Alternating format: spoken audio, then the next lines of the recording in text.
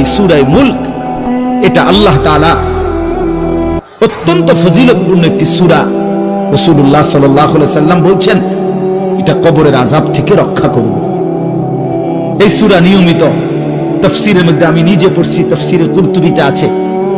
আল্লাহ নবী সাল্লাল্লাহু আলাইহি সাল্লাম বলেন লাওয়াদিতু, নবীজি বলেন আমার দিলের আশা, আমার দিলের তামান্না, আমার উম্মতের প্রতিটা মুমিন তার কলিজার ভিতরে, তার জবানে এই সূরা মুলক থাকুক, সূরা মুলক থাকুক। অর্থাৎ রাসূলুল্লাহ সাল্লাল্লাহু আলাইহি সাল্লাম বলতেন আমার প্রতিটা মুমিন বান্দা উম্মত যেন এই সূরা মুলক তেলাওয়াত করে, যেন কবরের আযাব থেকে রক্ষা পায়।